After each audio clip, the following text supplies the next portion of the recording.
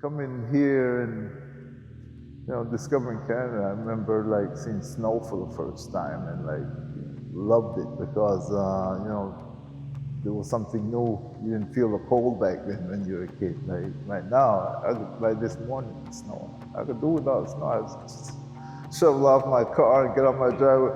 Like back then when I was a kid, you couldn't wait for the snow to fall, because then you had a snowball fight, and they would build, the sea would come and clear the snow and build these mountains, and you play king of the mountain on the snow hill and all that kind of stuff, man. Like, coming here, discovering different way of life, new friends, like having opportunities that you would never have had coming from a rural district in Cedar Valley, St. Anne, Jamaica.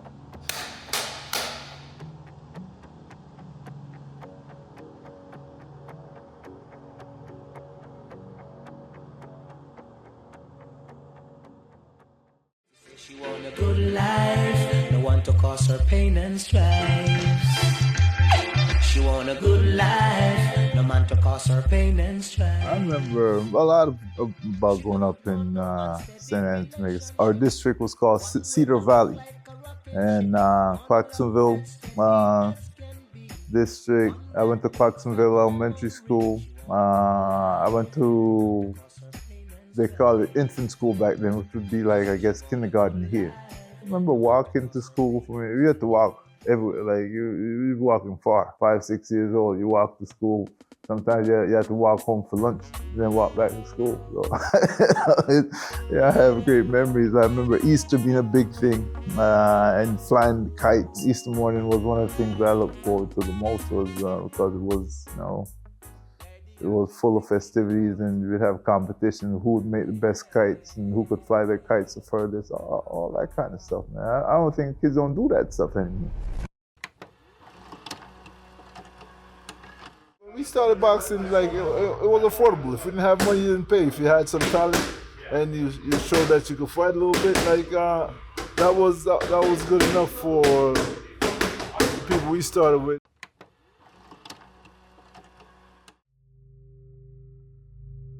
Honestly, you know what?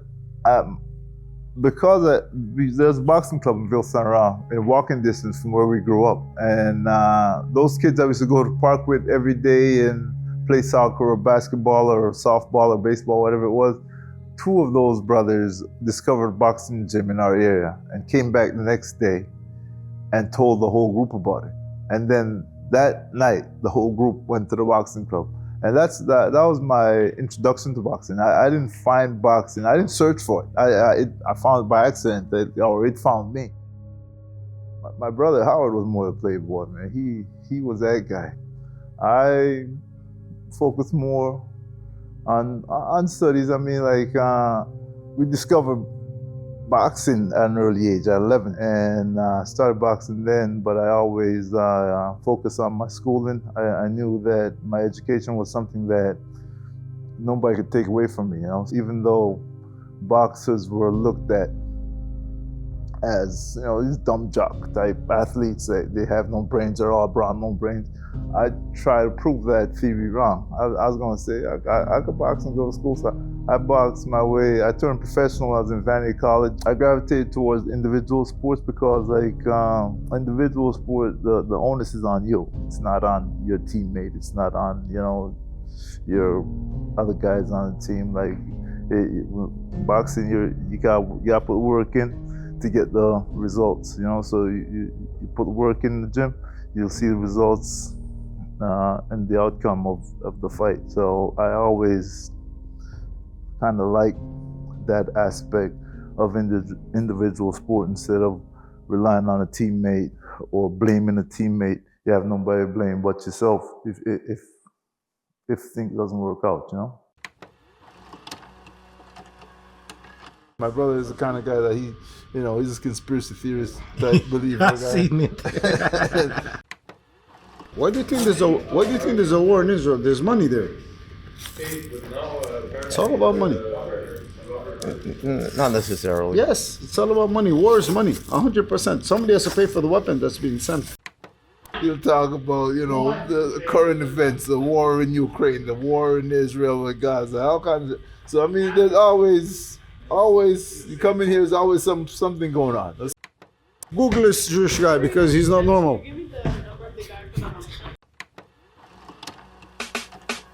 With better quality punches, Road will get through with a couple of Grant straight back just to put the pressure on. There's that long left hand which has worked so well for him.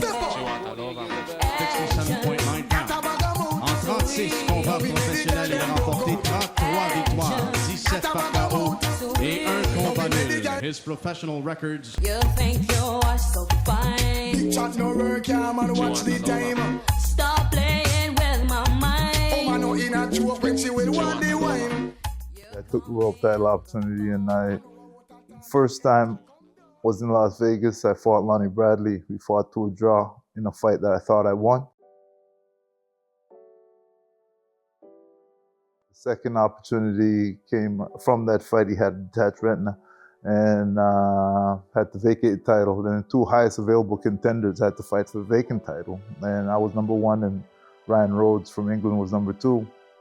I went to England to fight an Englishman for the WBO vacant title, and set up camp over there, went there, did the work, put the work in, and ended up winning the title on the road. And that's an accomplishment that not too many fighters from here or from a foreign country go into someone's backyard and beat them in their backyard in their home city. And I think that was probably my biggest accomplishment in the sport. Having seen Howard's success as an amateur, and we used to travel on the national team together, it inspired me. You know, like Howard I was bigger than him. I was just, like to this day, a lot of people still think I'm his older brother because I'm bigger, but he's older. He's just built like my mom, and I'm built like my dad, more or less. But he's my older brother, and he used to fight before me when we were in tournaments because it goes by weight class. He was fighting at 139 pounds, 63.5 kilos, and I was fighting at 71 kilos and 75 kilos on the national team. And he always would fight before me in tournaments, right? I wouldn't say I was nervous for him, but you know, you're always cautious. You're always a little bit nervous. But like, one of the things I use as a motivating factor when we were kids fighting and representing Canada was like, if Howard fought before me and he won, which he did most of the time, he put pressure on me. And Howard won, I gotta go out there and win also. You know, like I gotta follow my brother's footsteps. But then if he went out there and he lost, I would use the loss as motivation. Like, oh, Howard lost, so shit, I go out there and whoop this guy's ass. But for me, the blessing that I get is to help these kids, to help all the kids, to try to make a difference in one of them. You know what I mean? That's, for me, that's the biggest blessing. You know? And, to try to help these individuals. That some of the guys, we have all kinds of coming here. There's some of them going off to the side. We grab them and put them back in the straight line. You know what I mean? To work with everybody like that. For me, that's for me, that's the biggest blessing. You know? Mm-hmm. Yeah. Thank you, Howard. All right.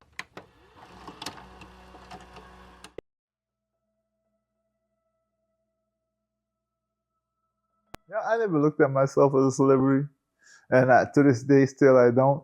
Like I'm more or less a sportsman, and like trials and tribulations. You're talking about if I ever felt slighted by the community. Like I think if my brother and I are who we are, and accomplish the things that we have accomplished, right? But I was maybe had a Quebec name, a Jean-Guy, a Tremblay, or whatever. Like I think I'd be a superstar in this province, right? But you know, I'm an Anglophone, I'm black, like so. That's two strikes against you right there. But like, I'm not a guy that's gonna pull a race card and say, you know, if I was white or French, like this would be much better for me. Like the reality is, it is what it is, and you do the best with what you have. I'm a Quebecer. I've been here for over 40 years, right?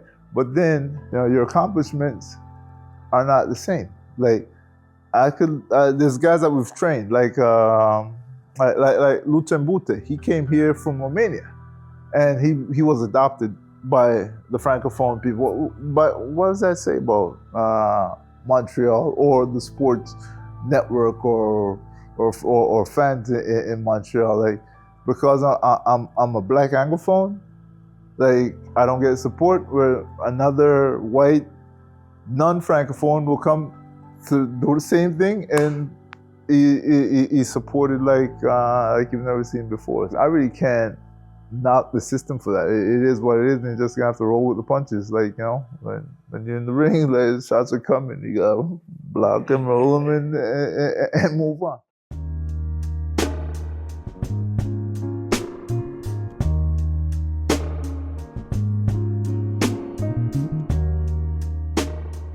Well, you know, the Otis Grant Friends Foundation, it came around in 1999 after I had that car accident. I was asked by a community program to loan my name. They're having difficulty feeding their lists, the people that they serve at Christmas time.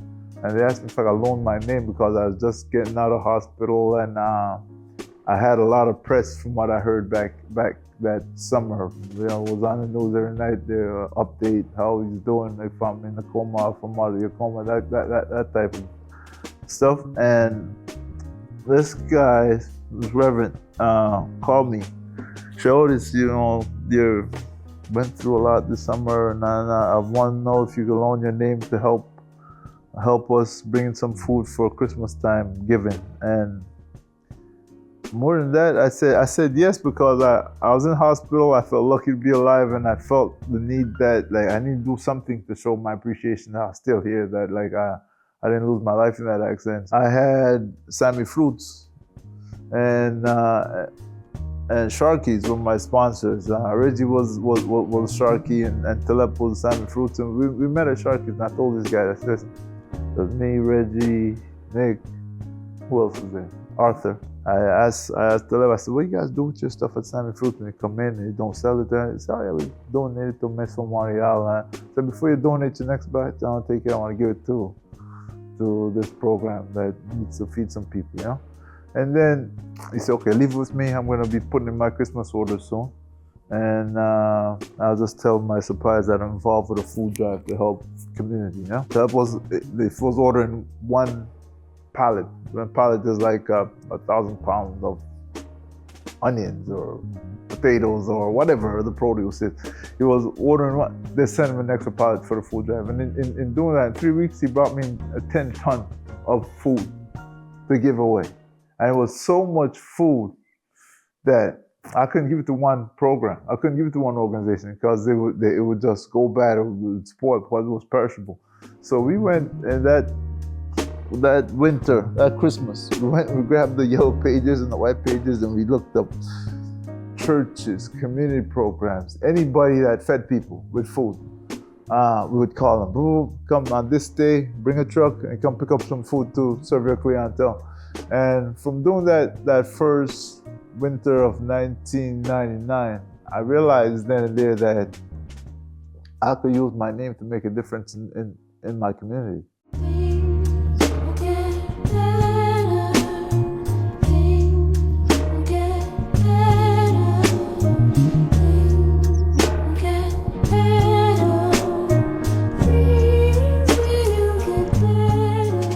During probably the worst period of my life, I saw an opportunity to use my name to make a difference.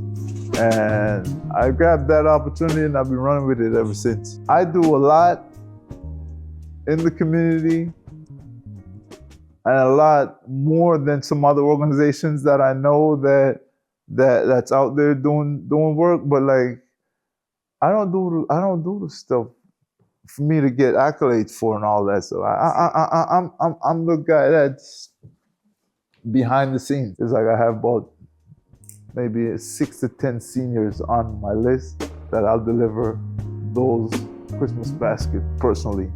And I'll get a God bless you, Otis, thank you so much. That's all I need, is like just making the day of some elder senior ladies usually that just, oh, God bless you, they pray for you, and I'm good with that.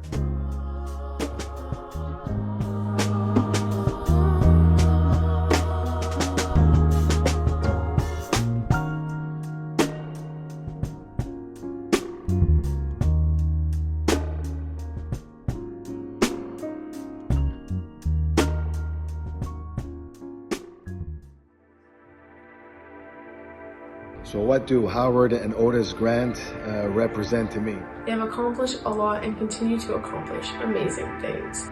Hi, Grant, Howard et Otis Grant représentent beaucoup pour moi. C'est comme une famille, des amis. They're more than just my coach. We have like one-on-one conversations. Sometimes we go out, we have dinner. So it's more like friends, family, and they mean a lot to me because through your wisdom, stories, and encouragement, you empower me more and more every day, and for that I truly am grateful. Enough love and respect to both. And by the way, it's not that kind of party. I am wearing a bathing suit. The gym has an impact in so many ways. Like parents will bring their kids that are going the wrong way or that are having trouble or that's being bullied in school, and they'll bring them to the gym and just having them learn to defend themselves, learn how to box. You could see their self-confidence will start to grow, and the gym, the foundation, everything that is about the Grant brothers, Otis Grant, the Otis Grant Friends Foundation, it tries to shine a positive light in the community. When I'm gone, I think the community work is going to go with me, because I don't think my wife is in it with me right now, but I don't think it's something that my kids are gonna gravitate to. You know, I don't think it's something like I've been asked, why don't you start a family foundation? I don't think my kids, my daughter, my son, not everybody is community oriented, you know, so let them find their way in the world and.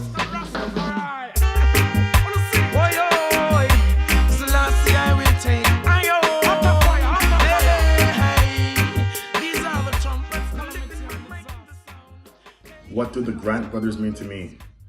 When I first started boxing there years ago after I came out of the Army, I was really messed up mentally, and they helped me through everything. You know, Howard and Otis always talked to me, give me advice, helped me deal with everything I was going through with the stress of the mental PTSD.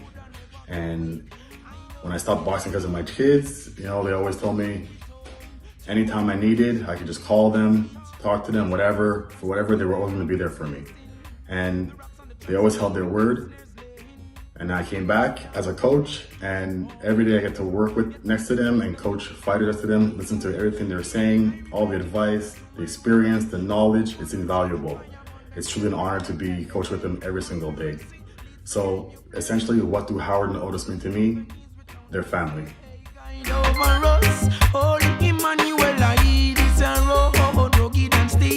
I know it is a must for us to make it home, even through them, you're not up